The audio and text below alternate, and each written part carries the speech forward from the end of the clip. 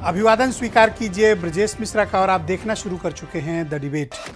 बहनों भाइयों, उत्तर प्रदेश की राजनीति पिछड़े और दलितों पर आ गई है और उत्तर प्रदेश में इन दिनों आप देख रहे होंगे कि 2024 के समीकरणों को साधने के लिए जितनी भी मेन स्ट्रीम की पॉलिटिकल पार्टीज़ हैं सब या तो ओबीसी वोटों की तरफ आकर्षित हो रही हैं और या फिर शेड्यूल्ड कास्ट वोटों की तरफ। तो उत्तर प्रदेश में बिना इन दोनों कम्युनिटी को साथ लिए कोई सत्ता पा ही नहीं सकता और कोई पार्टी राजनीतिक वैतरणी पार ही नहीं कर सकती। दरअसल जीत का पूरा फार्मूला इन्हीं दो कम्युनिटी पर टिका हुआ है और आज की परिचर्चा हम इस विषय पर करने वाले हैं। बहनों भाइयों, उत्तर प्रदेश में जीत का रास्ता ओबीसी और शेड्यूल्ड कास्ट कम्युनिटी के दरवाजों से होकर गुजरता है। ये कोई अतिशयोक्ति बात नहीं है, ये सच्चाई है। ये सच्चाई क्यों है? वोट की ताकत।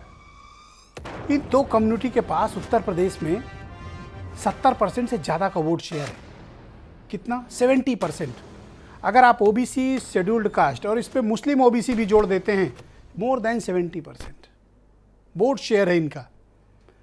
तो जब अगर ये दो कम्युनिटी आपस में हाथ मिला लेते हैं तो क्या दूसरी समाज के लिए, दूसरी कम्युनिटी के लिए या इसके इतर कोई मुद्दा हो सकता है? नहीं हो सकता। ये उत्तर प्रदेश की एक सामाजिक राजनीतिक सच्चाई है जिसे हमें स्वीकारना ही होगा। क्यों स्वीकारना होगा? क्योंकि राजनीतिक दल इसी फार्मूले के तहत अपनी सारी राजनीति के केंद्रीय धुरी में इन्हीं दो कम्युनिटी को रखते हैं। दो कम्युनिटी मतलब ओबीसी, शेड्यूल्ड कास्ट। अगर मुस्लिमों को मुस्लिम ओबीसी माइनस कर दें तो ये 42%, जोड़ देते हैं उनको तो ये कितने होते हैं? 52% से ज़्यादा। शेड्यूल्ड कास्ट 18 से 20%। और यही सत्ता की चाबी छिपी हुई है, असली ताकत वोट की। तो जिसने इन दो कम्युनिटी को साध लिया उत्तर प्रदेश में, चाहे वो असेंबली के इलेक्शंस हो और या फिर पार्लियामेंट के, उत्तर प्रदेश में हुकूमत उसी पार्टी की होगी जो ओबीसी और एससी कम्युनिटी को साध लेगा, यानी उन्हें अपनी तरफ आकर्षित कर लेगा। अब आप सोच रहे होंगे तो अभी तो चुनाव है नहीं तो मैं इस बारे में डिबेट क्यों कर रहा हूं? तो उसका कारण बताता हूं। 3 डेवलपमेंट। बीजेपी ने अपना अध्यक्ष किसको चुना? भूपेंद्र चौधरी, जाट, ओबीसी। समाजवादी पार्टी ने अपना अध्यक्ष किसको चुना प्रदेश का? नरेश उत्तम पटेल, कुर्मी, पिछड़ा। कांग्रेस, उसने भी अध्यक्ष चुन लिया। दांव किस पे लगाया? Scheduled caste, Brajlal Khabri. तो 3 मेन, और बसपा में ऑलरेडी शेड्यूल्ड कास्ट कम्युनिटी से, राजभर कम्युनिटी, ओबीसी कम्युनिटी से। तो अब देखिए चारों पॉलिटिकल पार्टीज के पास प्रेसिडेंशियल शिप किसके पास है? इधर वो तो ओबीसी कम्युनिटी के पास और या फिर शेड्यूल्ड कास्ट के पास। अब आप समझिए। तो जो लोग भी अपर कास्ट पॉलिटिक्स और तमाम बातें कहते हैं, दरअसल आपकी बातें सिर्फ बातों तक सीमित है। और राजनीति में बहनों भाइयों उपयोगिता सबसे बड़ी चीज होती है। जिसकी जितनी उपयोगिता है उसकी उतनी ताकत है। कांशी राम जी कहते थे, जिसकी जितनी हिस्सेदारी उसकी उतनी भागीदारी। क्या नायाब फार्मूला लाए थे कांशी राम जी। आज कितना प्रासंगिक है? क्यों? क्योंकि इस कम्युनिटी ने अपनी उपयोगिता राजनीतिक रूप से बरकरार रखी है। इसलिए आज सारी पॉलिटिकल पार्टी इनके यहाँ सजदा कर रहे हैं, पैरों पे लेटे हुए हैं। क्यों लेटे हुए हैं? वोट चाहिए। चुनाव भले ही दूर हो, लेकिन आप देखिए कि इक्वेशंस फिट करने का सिलसिला निर्बाध गति से जारी है। तो वैसे ओबीसी कम्युनिटी है किसके साथ? यूपी की राजनीति को आप 2017 के पैटर्न से फॉलो करना शुरू करिए। 2017 असेंबली इलेक्शन पैटर्न बिल्कुल डिफरेंट। 2019 सपा बसपा साथ आते हैं, voting pattern different. 2022 voting pattern बिल्कुल डिफरेंट। और 2024 अब वोटिंग पैटर्न क्या होगा ये देखना पड़ेगा। लेकिन इसमें भी सच्चाई है कि भारतीय जनता पार्टी को ओबीसी कम्युनिटी का बड़ा हिस्सा आता है, लॉयन शेयर। तो बीजेपी के पास ये अधिक हिस्सा क्यों है? समाजवादी पार्टी को ओबीसी कम्युनिटी में यादव वोट की बहुलता है। 80% से ज़्यादा यादव कम्युनिटी समाजवादी पार्टी के साथ है। ये समाजवादी पार्टी की ओबीसी में ताकत है। अब बीजेपी की ताकत कौन है? गैर यादव ओबीसी, कुर्मी, जाट, साहू, तेली, राजभर, निषाद, ये सब ताकत हैं। गड़रिया, पाल, निषाद, कश्यप, कोरी, कुम्हार, ये सब समाजवादी पार्टी बीजेपी की ताकत है। और बीजेपी गैर यादव ओबीसी पर बहुत फोकस करती है और ये बीजेपी को बड़ा लॉयन शेयर मिलने लगा है 2014 से। तो जो समाजवादी पार्टी और बीएसपी का जिस पर यूएसपी था, मोनोपोली थी, एकाधिकार, कि किसी को छोड़ देंगे तो वोट उसी को पड़ेगा, वक्त बीत गया। अब नहीं, ओबीसी वोट को बीजेपी भा गई है। इसलिए ओबीसी कम्युनिटी का एक बड़ा लॉयन शेयर 2014 से बीजेपी को वोट करता है और 10 साल हो गए हैं उसको बीजेपी को वोट देने की लग गई आदत। अब सपा बसपा या दूसरी पार्टी इस आदत को छुड़ा नहीं पा रही। अभी रिसेंटली इलेक्शन में भी आप देख लीजिए, गैर यादव ओबीसी वोट और एससी वोट में जबरदस्त बंटवारा किया बीजेपी ने और बड़ा हिस्सा अपने पास रखा। लेकिन चूंकि आमने सामने की फाइट थी, BJP alliance between Samajwadi alliance, लिहाजा वोट बिखरे तो गए यहीं पे। और 2014 से शेड्यूल्ड कास्ट कम्युनिटी को भी एक चस्का लगा है। किसका? बीजेपी का। कभी बहुजन समाज पार्टी का एकाधिकार था, छू नहीं सकते थे आप एक वोट उनका, हलो करने के लिए वोट नहीं मिलता था। पर अब वक्त बदल गया है। 10 साल गंगा, गोमती और यमुना में बहुत पानी बह गया। शेड्यूल्ड कास्ट कम्युनिटी का वोटिंग पैटर्न भी बदल गया। तो कभी 29% तक पहुंची हुई बसपा आज कितने परसेंट पर खड़ी है? 12.5%, 12.5%। 24 में क्या होगा? सबकी चिंता यही है। और केंद्रीय धुरी कौन है? ओबीसी और एससी। तो जो इस फार्मूले को क्रैक कर लेगा, यूपी की 80 सीट पे कब्जा उसका। बीजेपी ने फार्मूला क्रैक किया है पार्शियली। समाजवादी पार्टी को भी समझ में आ गया और मायावती को भी समझ में आ गया।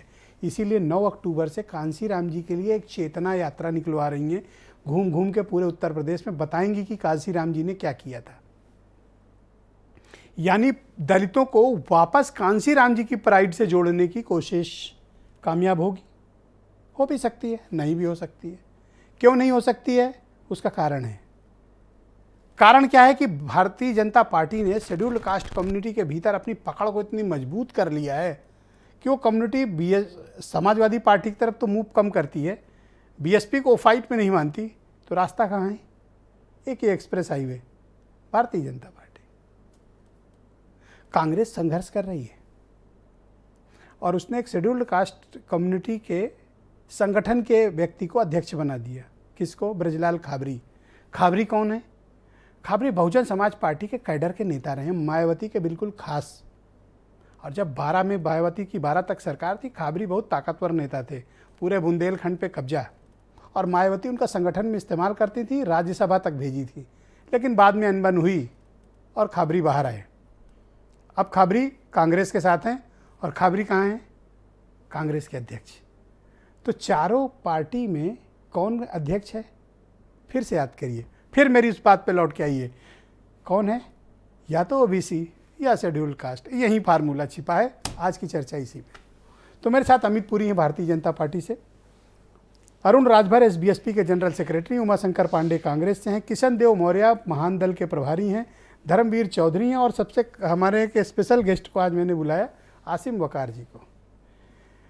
मेरे साथ मौजूद है, एमआईएम के प्रवक्ता हैं और उत्तर प्रदेश के प्रभारी हैं। इनको किस लिए बुलाया? इनको इसलिए बुलाया क्योंकि मुस्लिम समाज में भी ओबीसी का एक बड़ा वर्ग है जो इस बार पशुपेश में है कि वो किधर जाएगा।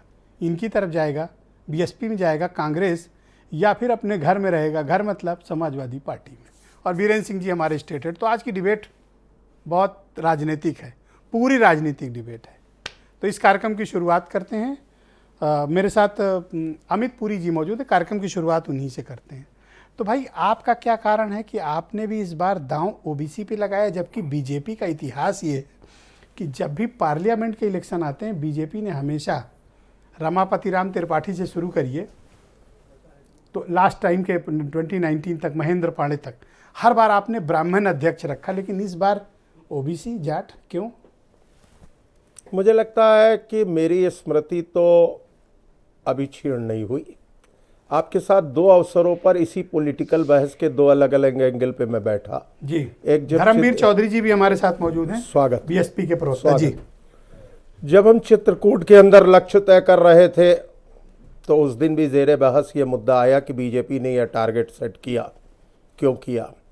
और श्री भूपेंद्र चौधरी जी के प्रदेश अध्यक्ष होने के पहले और होने के तुरंत बाद उसी दिन शाम को आपके साथ डिबेट में था और हमने कहा कि हम कार्यकर्ता आधारित पार्टी हैं और हमारे यहाँ धीरे धीरे कार्यकर्ता अपने कार्य के अनुसार पार्टी के सैद्धांतिक अधिष्ठान के साथ जुड़ करके कहीं तक भी पहुंच सकता है। वो पार्टी के राष्ट्रीय अध्यक्ष से लेकर प्रधानमंत्री तक का स्थान हो सकता है।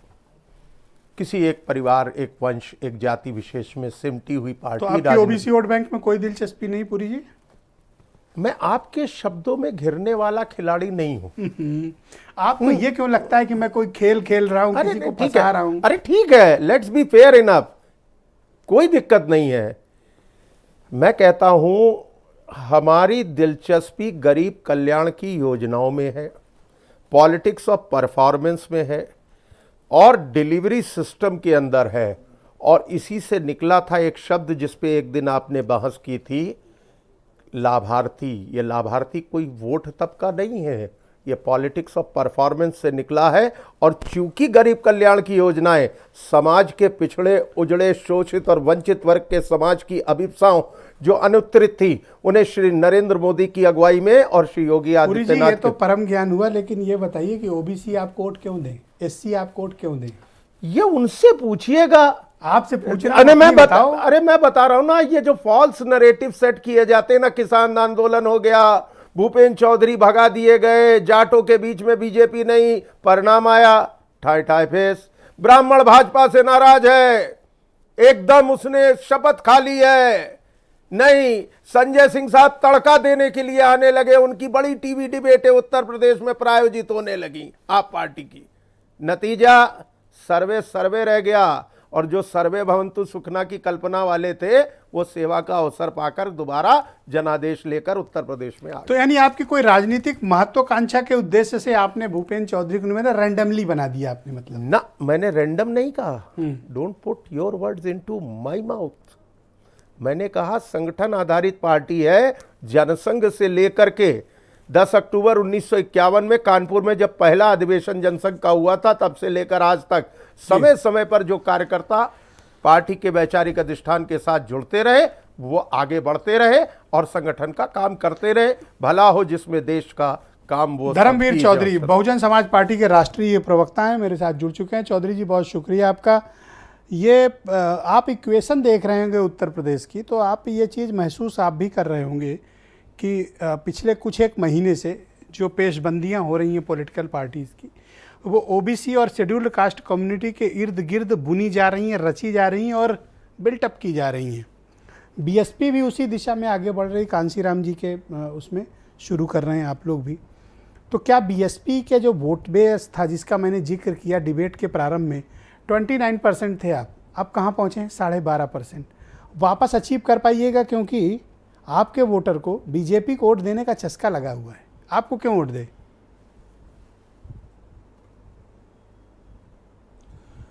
देखिए ब्रजेश जी, जो आपने आंकड़े प्रस्तुत किए हैं, इसमें मैं थोड़ा सा और ऐड कर दूं कि अभी जो बाई इलेक्शन आजमगढ़ में हुआ था, भाई गुड्डू जमाली जी वहां से चुनाव लड़े थे लोकसभा का, उसमें हम 30% पर भी पहुंचे थे। ये भी आपको थोड़ा अगर जनता को आप बता पाते तो मुझे खुशी होती। अब मैं आता हूं जो आपका जो डिबेट का जो मूल मुद्दा है, ओबीसी और दलितों को लेकर के जो आपने आज जो एक व्यापक डिबेट रखी है, तो मैं इसको थोड़ा पीछे ले जाना चाहता हूं। आपने मान्यवर साहब काशीराम जी तक तो लेके गए, लेकिन उससे भी पहले मैं ले जाना चाहता हूं। जब देश की आज़ादी के बाद में बाबा साहब को संविधान बनाने के लिए जो संविधान पीठ का अध्यक्ष बनाया और बाबा साहब ने एक संसार का सबसे बेहतर संविधान लिखा, तो उसमें ओबीसीज के लिए ये 340, 341 आर्टिकल लिखा और उसी संवैधानिक स्वरूप को मान्यवर साहब काशीराम जी ने जब देश में बहुजन समाज पार्टी की स्थापना की, तब ये नारा दिया था जो अभी आप थोड़ी देर पहले कह रहे थे कि जिसकी जितनी संख्या भारी उसकी उतनी हिस्सेदारी। और आज का जो परिदृश्य है ब्रजेश जी, इसमें आप ये देखिए कि 1954 में देश की आजादी के बाद में काका कालेकर आयोग बना, और वो काका कालेकर आयोग ओबीसी के हक अधिकारों के लिए बना था, लेकिन कांग्रेस की निकम्मी सरकारों ने उस काका कालेकर आयोग की रिपोर्ट को, सिफारिशों को रद्दी की टोकरी में डाल दिया। तो ओबीसीज के लोगों ने, माइनॉरिटीज के लोगों ने जो उनके साथ में ये इस तरीके का व्यवहार कांग्रेस की 60 साल की शासन में हुआ, उसी का परिणाम है कि आज कांग्रेस मारी मारी घूम रही है। लेकिन उसके बाद में मंडल आयोग बना, और मंडल आयोग की सिफारिशों को भी जब रद्दी की टोकरी में डाला गया, तो 1989 में जब बीपी सिंह साहब की सरकार थी, तब मान्यवर साहब काशीराम जी और आदरणीय बहन कुमारी मायावती जी के साथ साथ देवीलाल जी के अथक प्रयासों से मंडल आयोग की सिफारिशों को लागू किया गया। और ओबीसीज के हकों के लिए रेलिवेंट पॉलिटिक्स की बात करते हैं, कंटेम्परेरी पॉलिटिक्स की जो अभी चल रही है, आप अपने वोटर को वापिस कैसे लाइएगा, मुझे उसकी टेक्निक बताइए। सुन लीजिए आप मेरी बात को सुन लीजिए। उस 1989 की सरकार को, बीपी सिंह साहब की सरकार को कांग्रेस और बीजेपी दोनों जो है बाहर से समर्थन कर रही थी, लेकिन जैसे ही बहन जी के प्रयासों से, साहब मान्यवर काशीराम जी के प्रयासों से मंडल आयोग की सिफारिशों को लागू किया गया, तो इन दोनों पार्टियों ने उस सरकार से अपना समर्थन वापस ले लिया और सरकार गिर गई। तो ये कितने बड़े हितैषी हैं कांग्रेस के और बीजेपी के लोग। ये जो है कांग्रेस और बीजेपी के लोग ओबीसी के हितैषी नहीं है। इन्होंने जो है अपनी मंसूबे बता दिए कि हम इनके हक अधिकार देना नहीं चाहते। मैं आपकी पूरी बात समझ गया, इनको लुभाव में लेकर पर मुझे अब आप बताओ कि आपके पास फार्मूला क्या है वापस अपनी ताकत को पाने का। मान्यवर साहब ने एक और नारा दिया था कि आरक्षण से लेंगे एसपीडीएम और वोट से लेंगे पीएमसीएम। ब्रजेश जी, जब बहुजन समाज पार्टी की बारी आती है तो हम पहला टिकट किसे देते हैं? ये पहला टिकट देते हैं हम शिवराम कुशवाहा जी को, जो एक ओबीसी समाज से थे। और जब विधान परिषद में भेजने की बारी आती है तो मान्यवर साहब पहली बार भेजते हैं विधानसभा में, विधान परिषद में रामनाथ यादव और काशीनाथ यादव को। और जब आदरणीय बहन कुमारी मायावती जी की पहली सरकार का गठन होता है 1995 में, तो बिजनौर के चौधरी तेजपाल सिंह को मंत्रिमंडल में शामिल कर जाट समाज ओबीसी को सम्मान दिया जाता है। तो बहुजन समाज पार्टी ना किसी जाति में विश्वास करती है। बहुजन समाज पार्टी इन दलितों की, शोषितों की, पीड़ितों की, किसानों की, सभी की राजनीति कर रही है। और इनके हक अधिकारों के लिए आज बहन कुमारी मायावती जी संघर्ष कर रही हैं। और ये जानते हैं कि ये जो दूसरी पार्टियां हैं इनमें और हम में कितने फर्क हैं। बहुत शुक्रिया आपका, बहुत बहुत धन्यवाद। मुलायम सिंह जी को भी मान्यवर साहब ने पहली बार उत्तर प्रदेश, बहुत शुक्रिया आपका। मैं डिबेट के दूसरे राउंड में आपके बाकी विचारों को सम्मिलित करूंगा। बहुत शुक्रिया आपका। मैं अरुण राजभर को आमंत्रित करता हूं। एसबीएसपी 6 विधायक वाली पार्टी उत्तर प्रदेश में ओबीसी कम्युनिटी की बड़ी राजनीति करते। बहुत शुक्रिया आपका चौधरी जी। अब दूसरों को भी सुनिए, मैं आपसे निवेदन करता हूं, अब अन्य लोगों को भी सुने। चौधरी जी, अरुण राजभर मेरे साथ मौजूद हैं। अरुण, मैं अभी जब डिबेट प्रारंभ कर रहा था तो उम्मीद है कि आपने वो प्रस्तावना सुनी होगी कि जो यूपी की पॉलिटिक्स है ना, वो ओबीसी और शेड्यूल्ड कास्ट कम्युनिटी के बीच बुनी जा रही है, निर्मित की जा रही है, बिल्टअप हो रही है। आप अपने लिए इसमें कहाँ संभावनाएं देखते हैं? देखिए, उत्तर प्रदेश में अगर देखा जाए तो जितनी भी सरकारें अब तक बनी हैं वो ओबीसी और दलित के ही आधार को ही मजबूत करके ही बनाई गई है। लेकिन एक बड़ा तबका है, 38% अति पिछड़ा वोट है, जो बड़े पैमाने पर सपा की भी सरकार बनाया है और बड़े पैमाने पर बसपा की और भाजपा की भी सरकार बनाया और कांग्रेस की भी सरकार बनाया। ये मतदाता अगर उठाकर देखेंगे तो सबने, जो प्रदेश अध्यक्ष का आपने जिक्र किया, सबने जाति कॉम्बिनेशन पर प्रदेश अध्यक्ष बनाया, लेकिन आपने सुहेल देव भारतीय समाज पार्टी के प्रदेश अध्यक्ष का जिक्र नहीं किया। हमने करहल से उठाया, मैनपुरी जिले से उठाया और प्रेमचंद कश्यप को बनाया। उत्तर प्रदेश में कश्यप समाज का एक बहुत बड़ा वोट है, लेकिन इनको सामाजिक स्तर पर ना तो इनको कोई टिकट देना चाहता है, ना ही इनको राजनीतिक भागीदारी देने की बात होती है। सुहेलदेव भारतीय समाज पार्टी, अभी आप देखेंगे कि बड़े पैमाने पर हमने कश्यप समाज को टिकट देने का काम किया। जितनी सीटें हमको मिली, आप हमने इस कश्यप बात को भी से लड़ाया। सहमत हैं कि और यूपी की पूरी पॉलिटिक्स इसी केंद्रीय धुरी के इर्द गिर्द ओबीसी और एससी के घूम रही है? देखिए, जहां अति पिछड़े रहेंगे, जहां अति दलित रहेंगे, सरकार उधर रहेगी। और आज के डेट में जो परिस्थिति है, देखिए हमारे राजभर समाज के लोग हैं और अर्कवंशी समाज के लोग हैं, बंजारा समाज के लोग हैं, खंगार समाज के लोग, हम इनमें और कश्यप समाज में बड़ी पैमाने पर हमने प्रवेश कर लिया है और वो हमारे साथ बड़ी संख्या में जुट रहे हैं। जिसका उदाहरण आप देख रहे होंगे कि अनवरत हम लोग पश्चिम में कार्यक्रम चला रहे हैं, मध्यांचल में कार्यक्रम चला रहे हैं। पर मैं एक क्लैरिटी आपसे चाहता हूं, क्योंकि आपका पॉलिटिकल स्टैंड हर चुनाव में अलग अलग होता है। अभी मैंने कल एक तस्वीर देखी कि ओम प्रकाश राजभर ब्रजेश पाठक के साथ बलिया में विचरण कर रहे हैं। कुछ वक्त पहले आप मायावती पे भी इसी तरह की कोशिश कर रहे थे, उसके पहले आप बीजेपी के साथ थे, फिर आप सोशलिस्ट अलायंस के साथ चले गए, अखिलेश यादव समाजवादी पार्टी के साथ, आजकल आप बीजेपी वालों के साथ घूम रहे हैं। 2024 में आपकी पार्टी का पॉलिटिकल स्टैंड क्या होगा? देखिए, उत्तर प्रदेश की 24 करोड़ में अगर कोई मिनिस्टर होता है तो वो 24 करोड़ जनता के लिए मिनिस्टर होता है। और वहां जो निजी कार्यक्रम जो हम लोग दिखा रहे हैं, जो आप बता रहे हैं, वो सुहेलदेव भारतीय समाज पार्टी के प्रदेश महासचिव, वो अपना एक कॉलेज चलाते हैं। उन्होंने अस्पताल खोलने का निर्णय लिया और उन्होंने आग्रह किया माननीय ओम प्रकाश राजभर जी से कि अगर इस उद्घाटन में इस विभागीय मंत्री अगर आ जाते तो इस क्षेत्र के लोगों को एक संदेश चला जाएगा कि नहीं, यहाँ हॉस्पिटल खुल रहा है और वहां लोगों को इलाज होंगे। और ये जन सुविधाओं के लिए है, ऐसा नहीं है कि हमारा वहां भारतीय जनता पार्टी या कोई अलायंस बीजेपी के साथ एक्सपेक्टेड है? आपके कुछ विचार आजकल दलों के झंडे बीजेपी के साथ मिल रहे हैं? वो एक निजी कार्यक्रम था और वो बीजेपी के साथ कुछ विचार मिल रहे हैं आपके? राजनीतिक दृष्टिकोण से देखना नहीं चाहिए। बीजेपी के साथ आपके विचार मेल खा रहे हैं आजकल? 24 करोड़ जनता के साथ हमारे मेल खा रहे हैं और हम 24 करोड़ जनता के बीच में सावधान यात्रा निकाल करके सपा बसपा कांग्रेस को सावधान कर रहे हैं कि ये सब ने सरकार बना करके धोखा दिया है अति पिछड़ों को, अति दलितों को। अब इनको हम धोखा होने नहीं देंगे और एकजुट होकर के हम 2024 में बड़े मजबूती से थैंक यू हम इन समाज को एकजुट करके। अब मैं चाहता हूं कि डिबेट का माहौल चूंकि बड़ा ही इंटेलेक्चुअल है, तो आप सब लोग एक एक दूसरे की बात अच्छे से सुने, मजा आएगा। उमाशंकर पांडे, कांग्रेस के उत्तर प्रदेश के प्रवक्ता। उमाशंकर जी, शुक्रिया आपका। ये ब्रजलाल खाबरी को अध्यक्ष क्यों बनाया गया? क्या खूबी उनमें दिखी आपको? देखिए, ब्रजलाल खाबरी जी निश्चित रूप से संगठन के प्रति और संगठन कैसे बनाया जाता है, काडर बिल्डिंग से जुड़े हुए रहे हैं वो, और उनको इसका बड़ा अनुभव है। कहाँ से जुड़े रहे? काडर बिल्डिंग से जुड़े हुए हैं, तो काफी समय जुड़े हुए थे? थोड़ा क्लैरिटी। बुंदेलखंड में किस पार्टी से जुड़े हुए थे? कांग्रेस पार्टी से। उसके पहले कहाँ थे? उसके पहले कहाँ थे अगर ये देखा जाएगा तब तो फिर भारतीय जनता पार्टी। मतलब आपने कहा ना काडर बिल्डिंग करते हैं, तो मेरी जिज्ञासा हुई। नहीं, हमारे यहाँ काडर बिल्डिंग करते रहे। हमने पूरे प्रदेश में संगठन सृजन अभियान चलाया था ब्रजेश जी, आप जानते हैं। और उस संगठन नहीं, मैं बुरा कहाँ मान रहा हूँ, मैं तो कह रहा हूँ संगठन सृजन अभियान पूरे प्रदेश में कांग्रेस पार्टी ने चलाया था। प्रियंका गांधी जी के निर्देश पर ब्रजलाल खाबरी जी उसके अहम किरदार थे और उन्होंने अपने आप को समय समय पर कांग्रेस पार्टी के संगठन निर्माण में साबित किया और उसका उनको परिणाम मिला। लोग कह रहे हैं कि शेड्यूल कास्ट वोट लेने के चक्कर में कांग्रेस ने ये एक्सपेरिमेंट किया है। अगर शेड्यूल कास्ट के वोटों की ही बात है तो फिर तो आरक्षण भी कांग्रेस पार्टी ने ही लागू किया था। दलितों को आरक्षण देने का काम कांग्रेस पार्टी ने किया। मायावती जी को मुख्यमंत्री बनाने का काम कांग्रेस पार्टी ने किया।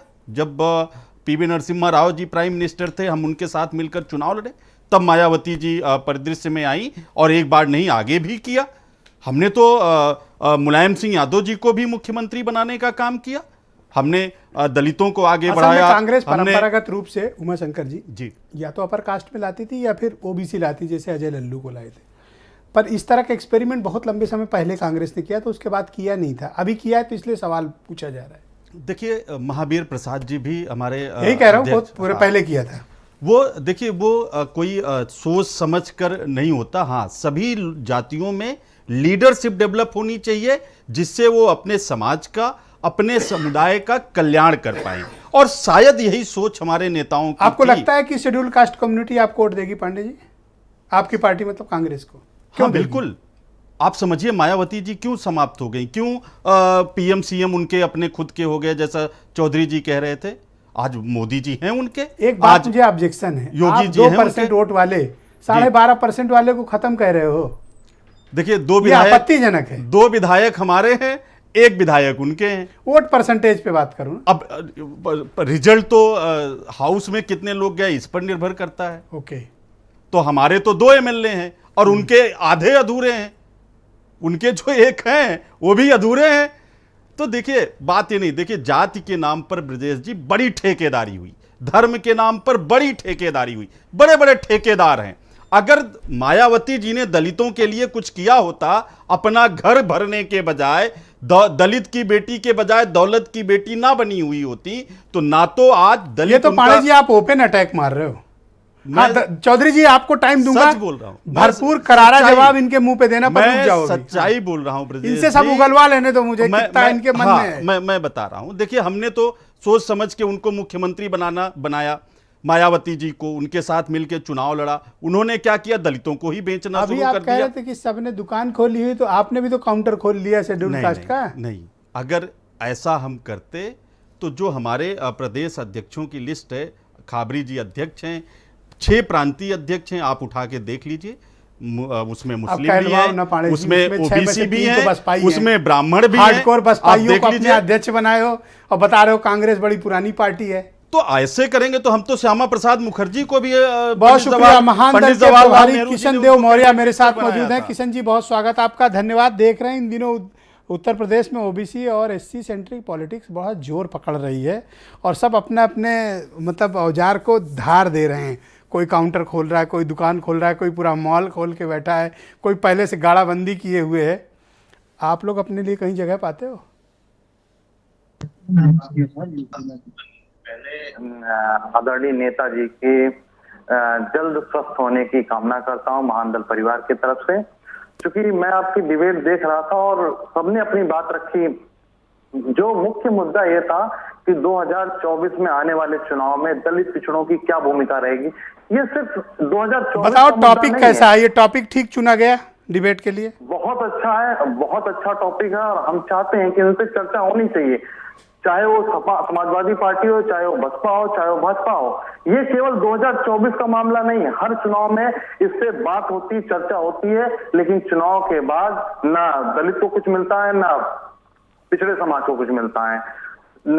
आप रही बात 2024 में दलित पिछड़ा वोट कहां जाएगा, अगर सच्चाई पूछें, अगर जमीनी हकीकत देखें तो अगर दलित पिछड़ों के लिए सबसे ज्यादा किसी ने उत्तर प्रदेश में काम किया, मैं पूरे देश की बात नहीं करता, सिर्फ उत्तर प्रदेश की बात करता हूं, अगर किसी पार्टी ने उत्तर प्रदेश में दलित पिछड़ों के लिए सबसे ज्यादा काम किया है तो समाजवादी पार्टी की सरकार ने किया और दूसरी बहुजन समाज पार्टी की सरकार ने सबसे ज्यादा काम किया है। अगर काम के आधार पे, नौकरियों के आधार पे अगर वोट देने की बात है तो समाजवादी पार्टी और बसपा को वोट दलित पिछड़ों को देना चाहिए।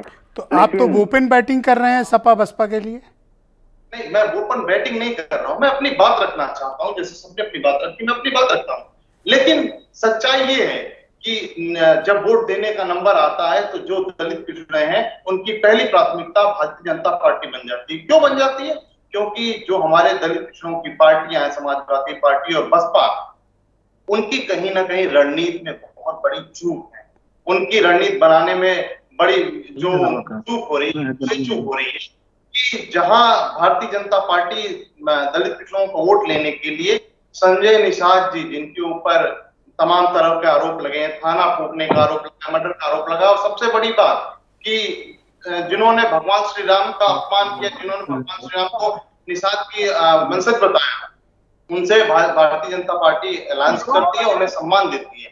लेकिन वहीं समाजवादी पार्टी और बसपा दलित पिछड़ों के नाम पर सिर्फ वोट लेना चाहती है, लेकिन उनके समाज के सिर्फ कुछ वर्गों को छोड़ के, पिछड़ों में कुछ वर्गों को छोड़ के, दलितों में कुछ वर्गों को छोड़ के, न भाजपा समाजवादी पार्टी किसी को कुछ देना चाहती है, न बसपा किसी को कुछ देना चाहती है। जब तक इस रणनीति पे बसपा और सपा काम करती रहेंगी तब तक उन्हें सत्ता हासिल नहीं होगी और दलित पिछड़ा कहीं ना कहीं अपने आप को ठगा महसूस करके भारतीय जनता पार्टी में जाएगा।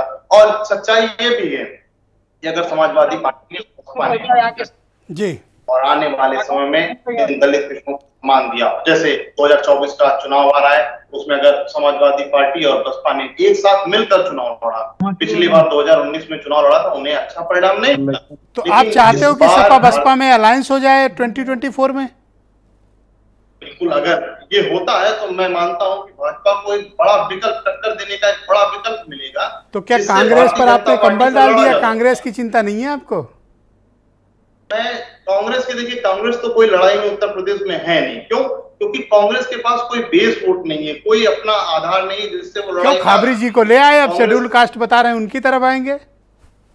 देखिए, उत्तर प्रदेश में जाति के हिसाब से, पार्टियों के हिसाब से वोट मिलता है, न कि नेताओं के हिसाब से। समाजवादी पार्टी ने आज प्रदेश अध्यक्ष पटेल को बना दिया है, लेकिन सच्चाई है, क्या पटेल वोट समाजवादी पार्टी की तरफ जाएगा? बिल्कुल नहीं जाएगा।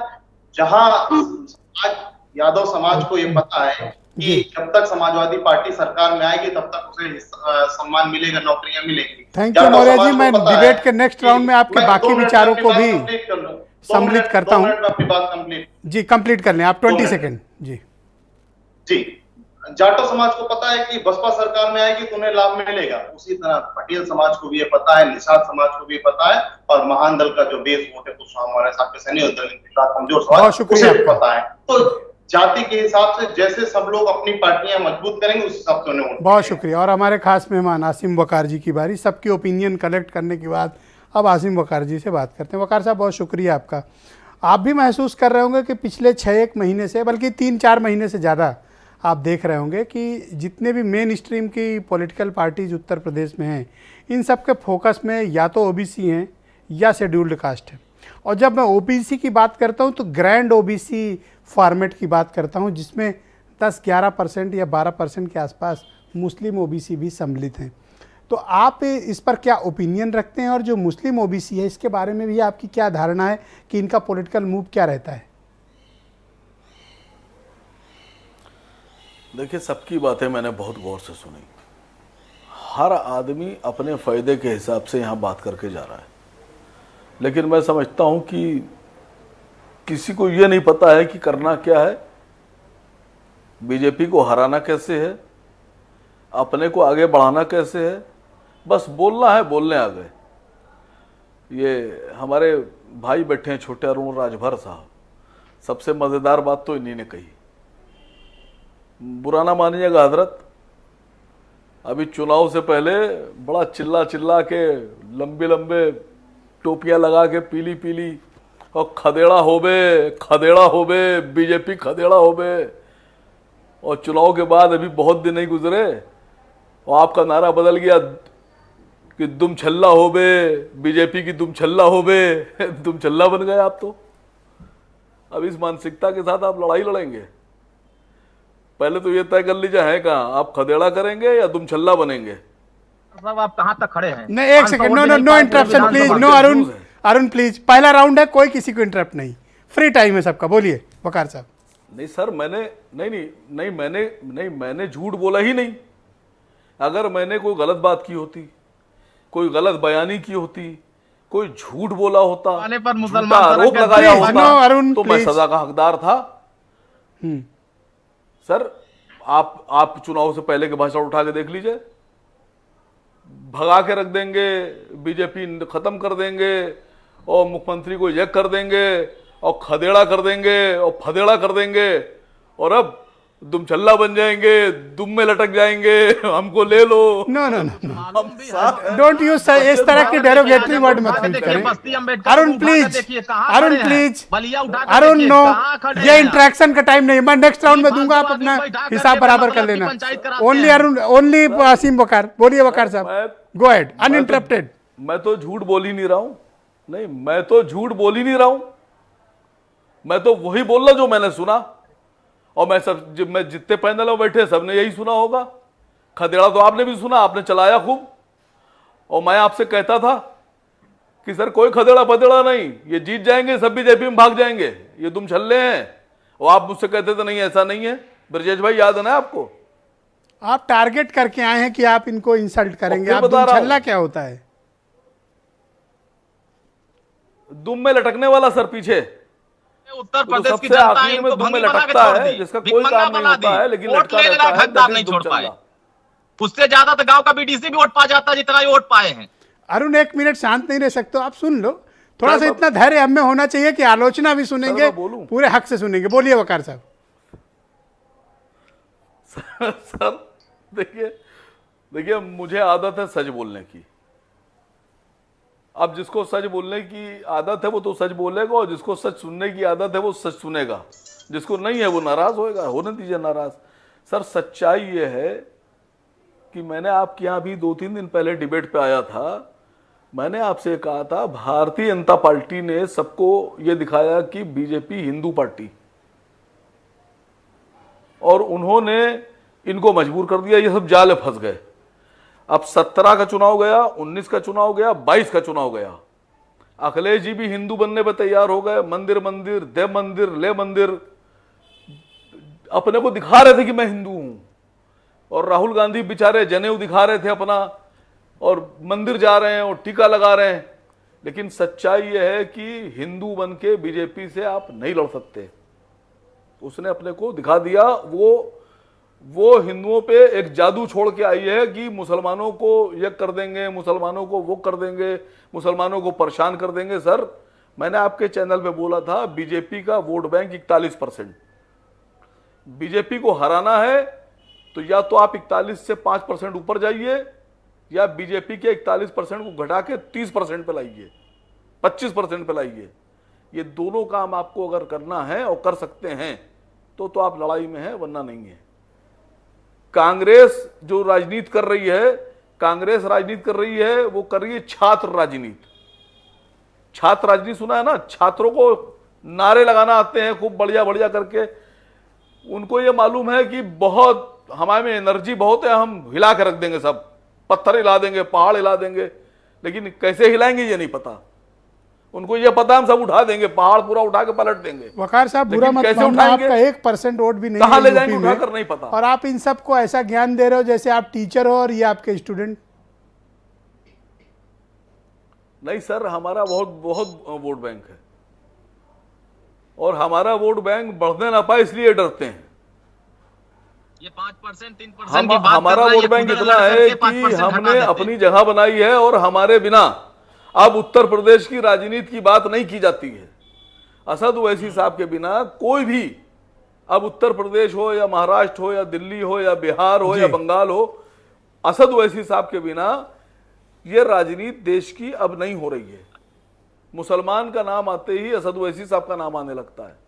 लेकिन सच्चाई यह है कि असद साहब गरीबों के भी नेता हैं, पिछड़ों के नेता हैं, दलितों के नेता हैं, बैकवर्ड्स के नेता हैं, मुसलमानों के नेता हैं, हर धर्म के, अपर क्लास के भी नेता असद साहब। थैंक यू वकार जो साहब। लोग मैं डिबेट देश के साथ खड़े हैं, नेक्स्ट राउंड में जो आपके लोग बाकी देश के साथ खड़े हैं, देश से मोहब्बत करते हैं, वो सब लोग असद ओवैसी के साथ हैं। बहुत शुक्रिया आपका। बीरेन जी भी हमारे साथ डिबेट में आ गए। भाई बीरेन जी, आप मुझे बताइए, रुक जाओ अरुण, पूरा टाइम दूंगा, आप उनको काउंटर कर लेना, परफेक्ट टाइम मिलेगा, डोंट वरी। बीरेन जी, आप मुझे बताइए कि उत्तर प्रदेश की राजनीति में इन दिनों पिछड़ा और दलित का बड़ा बूम आया हुआ है। हर पॉलिटिकल पार्टी में सिर्फ इसी सेंट्रिक पॉलिटिक्स हो रही है, आपके ओपिनियन क्या है? देखिए, जाति तो एक सच्चाई है, लेकिन 2014 में जब से मोदी का आगमन हुआ तो ओबीसी पे तो बीजेपी ने एक छत्र राज कर लिया, लेकिन उत्तर प्रदेश में दलित उसके लिए एक हमेशा चिंता का विषय रहा, क्योंकि मायावती यहाँ पर मौजूद थी। अब उन्होंने मायावती के वोट बैंक को भी काफ़ी डेंट मार दिया है, चोट मार दी है, तो अब वो उस दिशा में बढ़ रहे हैं आगे। और देखिए, बीजेपी के पास इतनी शक्ति है कि वो छोटे छोटे दलों को समाप्त करने की तैयारी में है। मायावती के वोट बैंक को पहले बीजेपी ने भाषण दिया, फिर राशन दिया, फिर सिलेंडर दे दिया, और फिर कुछ गांधी जी के भी दर्शन करा दिए। तो धीरे धीरे वो हर हथकंडा अपनाकर एससी और ओबीसी, दलित और ओबीसी की जो पॉलिटिक्स है उस पर कब्जा करती जा रही है। ये बात सच है, लेकिन हैरत की बात यह है कि जब हम पार्टी के नेताओं को, प्रदेश अध्यक्षों को देखते हैं, तो ब्रजेश जी ऐसा लगता है कि ये प्रदेश अध्यक्ष अपनी जात का भी भरपूर वोट नहीं दिला पाते अपनी पार्टियों को। ज़्यादातर प्रदेश अध्यक्ष अपने राष्ट्रीय नेतृत्व के नाम पर ही खा रहे हैं। उनकी स्थिति कोई बहुत अच्छी नहीं कह सकते आप। वो एक सजावटी नेता के तौर पर यूपी की पॉलिटिक्स में है इस समय। कई सारे नाम है, उनका नाम लेना ठीक नहीं है। हालांकि जब जाटों ने हाथ खड़ी कर दी तब बीजेपी ने कहा कि चलो पश्चिम की ओर, और वहीं से इन्होंने संगठन मंत्री निकाला, वहीं से प्रदेश अध्यक्ष लेकर आए हैं। बीजेपी की तैयारी है कि भाई 80 में हम 75 का ऊपर जीते, तो वो अपनी कोशिश में लगे हैं। लेकिन उससे भी ज़्यादा महत्वपूर्ण ये है कि एससी ओबीसी वोट जातिगत समीकरण तो बीजेपी के साथ है ये है, लेकिन जो सीबीआई और ईडी का जो समीकरण है ये भी बहुत तगड़ा है। इससे भी नेता बहुत डरते हैं, ये भी बहुत वोट दिलाता है। तो कई सारे फैक्टर उनके पास हैं और लोग जानते हैं। आसिम बकार साहब को लोग कहते हैं भाई इनकी पार्टी वोट कटुआ है, ये वोट काट के बीजेपी जिता देते हैं, मुसलमानों को वोट काट देते हैं। अब वो भी अपनी पार्टी खड़ा करना चाहते हैं। लेकिन आप ये देखिए कि 2024 का जब लोकसभा चुनाव होगा तो राजभर की पार्टी का बीजेपी से गठबंधन कब होता है और कितनी सीट पे होता है, ये भी आप देखिएगा, तो थोड़ा और रोचकता आएगी चुनाव में। अब आज एक बात आई कि कांग्रेस ने प्रदेश अध्यक्ष दलित बना दिया और कई प्रांतीय अध्यक्ष बना दिए। वो जानती है कि अकेले कोई नेता इनका कुछ कर ना पाएगा, पद बांट के रोके रखो जो नेता 2-4 बचे हैं। तो उधार के नेताओं से जो सियासत चल रही है कांग्रेस की, वो कहते हैं ना कि आपकी अपनी हैसियत क्या है और आपकी डिमांड क्या है। उत्तर प्रदेश में विपक्ष का अगर बेड़ा गर्क किया किसी ने तो कांग्रेस ने कर रखा है। गठबंधन किसी से करेंगे नहीं, करेंगे तो इतना मुंह फैला देंगे कि सामने वाला छोड़ के भाग जाए, और मुकाबला करेंगे मोदी से। एक सीट है, कहा थे 2 विधायक हैं, मायावती के पास 10 सांसद हैं, इस पर नहीं बोलते।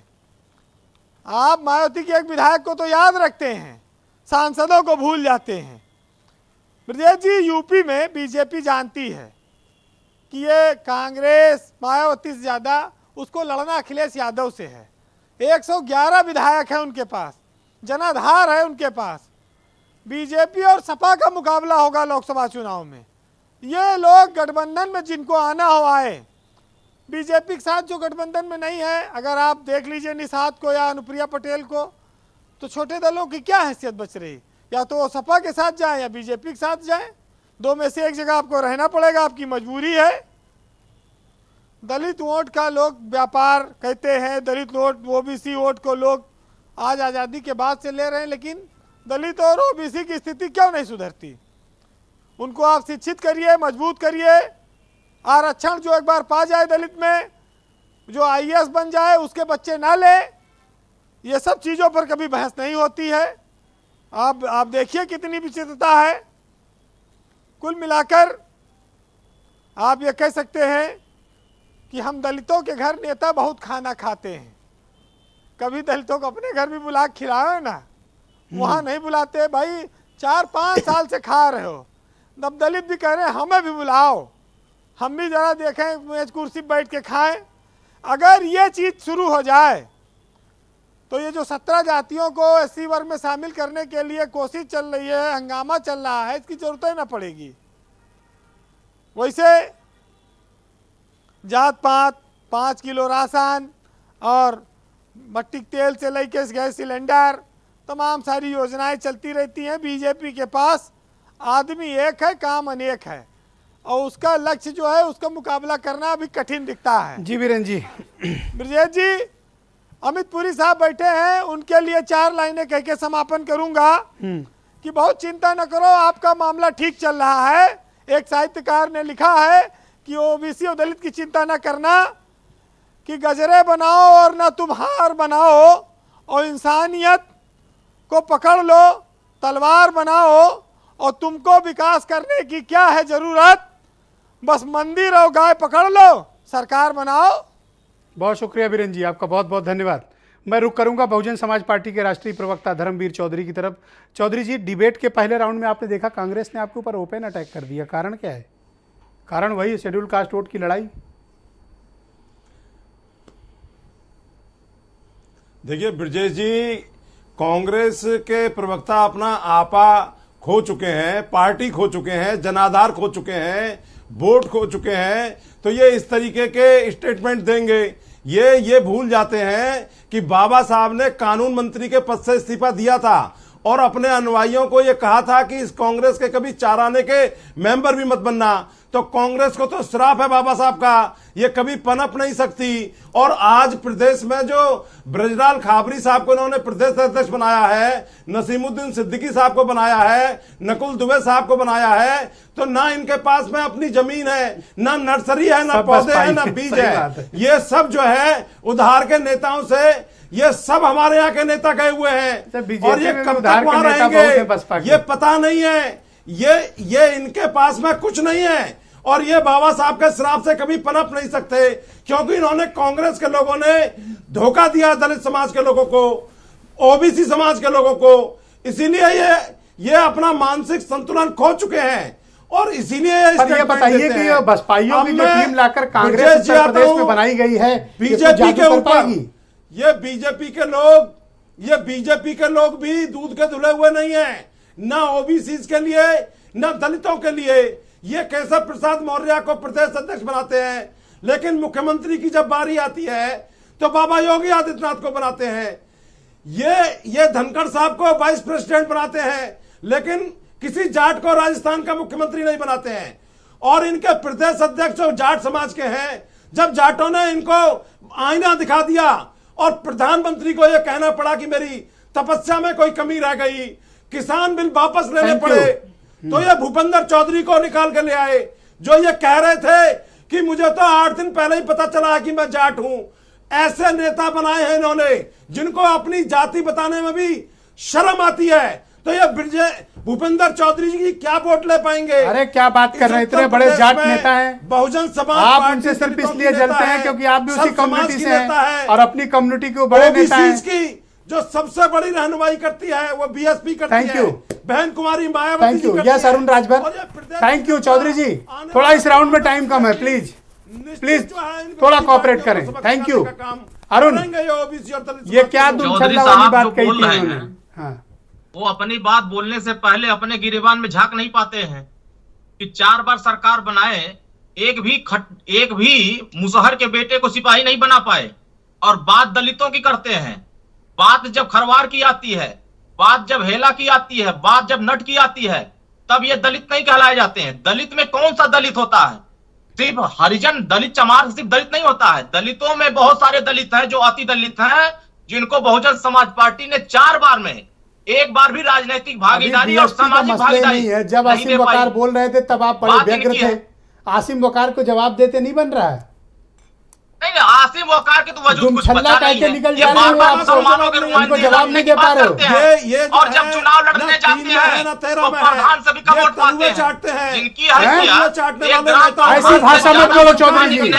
चौधरी जी ऐसी भाषा स्वीकार नहीं है, ऐसी भाषा स्वीकार नहीं है, बहुत गलत बात है। ऐसी भाषा स्वीकार नहीं है। तलवे चाटना क्या होता है? करते हैं कि चुनाव लड़ जाएंगे, 1000 वोट काट देंगे, वो हार जाएंगे। ये तलवे चाटना ये होता है कि इनका कोई चाल चरित्र चेहरा नहीं है। ये अपने मतलब के लिए किसी को भी अपना बाप बना लेते हैं। ऐसी भाषा में अपने मतलब के लिए इनको आप अपमानित करने की कोशिश नहीं है। आप चौधरी साहब अपने चरित्र को सुधार लो। आप लोगों के यही चरित्र से कि आज आप एक सीट पर समिट गए हो और पूरे उत्तर प्रदेश के दलित 4% 5% भाजपा के साथ। अरे आपकी कोई हैसियत नहीं है। बहुजन समाज पार्टी के 10 सांसद हैं, हम राज्यसभा में भी हैं, हम विधान परिषद में भी हैं, हमारा लोकसभा में भी प्रतिनिधित्व है। और ये ज्यादा गुरूर ना करो आप, आपकी कोई हैसियत नहीं है। अच्छा एक सेकंड चौधरी जी रुको, चौधरी जी रुको, एक सेकंड रुको, चौधरी जी रुको। अरुण, मैं आपको तीसरी बार चांस दे रहा हूँ। आपको आसिम वकार ने आपकी पार्टी को दुमछल्ला कहा है, तब आप बड़े व्यग्र थे, अभी जवाब नहीं सूझ रहा। ये उनकी बौखलाहट है, उनकी छटपटाहट है, उनकी बेचैनी है कि जनता ने उनको दुत्कार दिया, उनको दुत्कार करके भगा दिया कि जाओ अब तेलंगाना, अब यहाँ कुछ नहीं है। बोलो वकार साहब। और वहां से भी अब साफ होने वाले हैं। बोलिए वकार साहब। Thank you Arun. Arun please cooperate, please cooperate. Thank you. Yes Waqar साहब, गो अहेड, 1 मिनट। देखिए, बड़ी मजेदार बात यह है कि हम तो पहले ही से इस फेवर में नहीं थे कि अरुण राजभर, इनके वालिद साहब की पार्टी ओम प्रकाश राजभर साहब से अलायंस किया जाए। मुझे पहले से यकीन था ये भगोड़े हैं, भागेंगे। लेकिन जब ये गए तो इन्हीं ने आरोप ये लगाया कि ओवैसी साहब बीजेपी से मिले हुए हैं और ओवैसी साहब की पार्टी बीजेपी के लिए काम करती है। लेकिन आप करम देखिए ऊपर वाले का, ईश्वर का, अल्लाह का, कि हम जहां पहले थे वहीं आज भी हैं। और ये हम पे आरोप लगा रहे थे, ये दुम छल्ला बन गए बीजेपी का। No no no, don't use such BJP की दुम में लटक योग्य नहीं है इस तरह के शब्द। आरोप हम पे लगा रहे थे, आरोप हम पे लगा रहे थे बीजेपी का, और दुम छल्ला खुद बन गए बीजेपी का।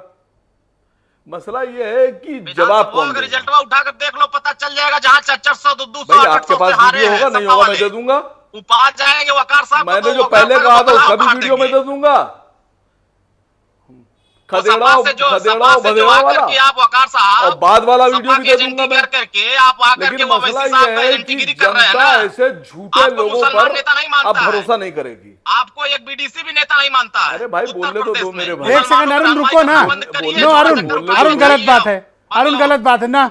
सिर्फ वकार साहब बोलेंगे, आप बोल लिए बहुत।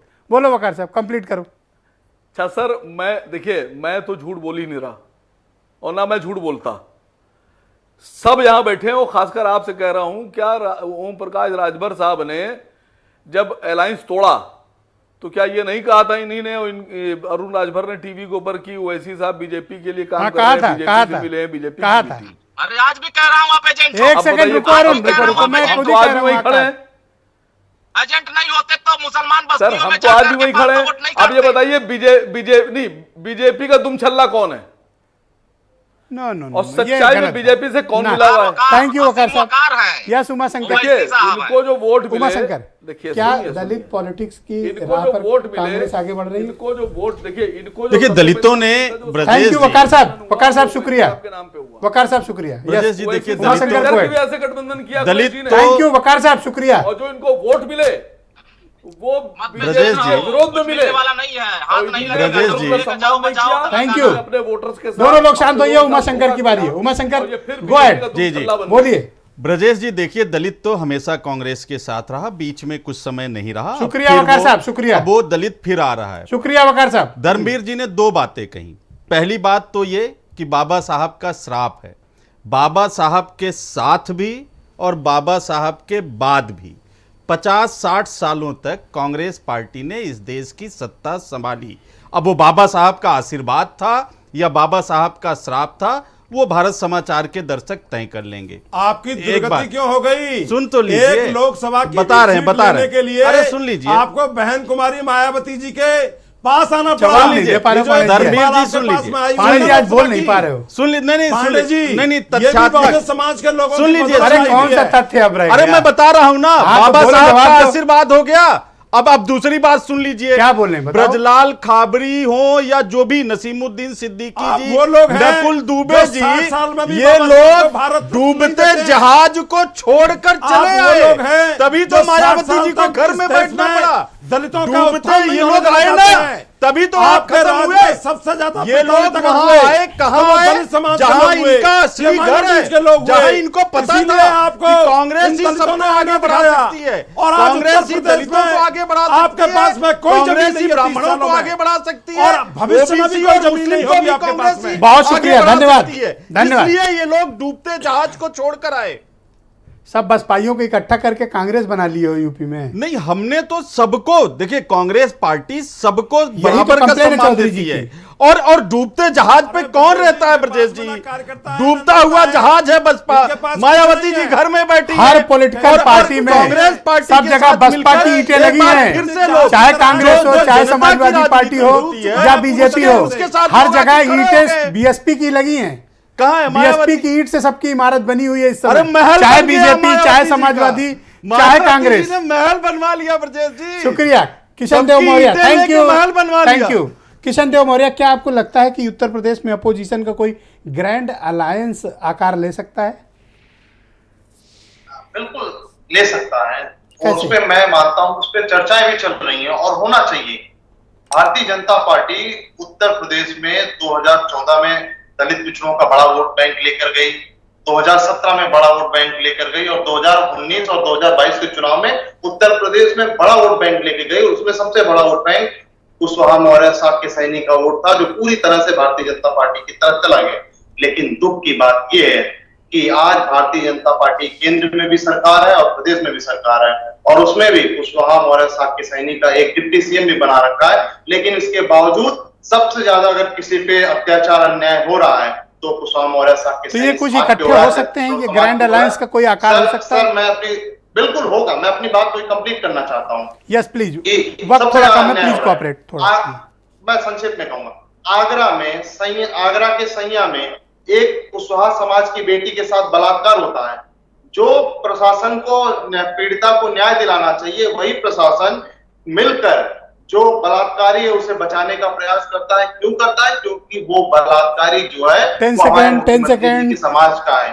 मैं सर 2 मिनट अभी, तो इसलिए कहीं ना कहीं दलित पिछड़ा अपने आप को ठगा महसूस कर रहा है, समाज में अपने आप को ठगा महसूस कर रहा है। इसलिए हम सभी को एक दलित पिछड़ों को एकजुट होकर भाजपा के अमित पुरी, बहुत शुक्रिया आपका, धन्यवाद। अमित पुरी जी, जिस प्रकार की राजनीति दलित और पिछड़ा सेंट्रिक हो रही है और अभी एक दूसरे के खिलाफ काफी अनर्गल आरोप लगाए गए, कुछ ऐसी भाषा इस्तेमाल की गई जो नहीं होनी चाहिए थी, विशेषतौर आपकी पार्टी से जुड़ने को लेकर।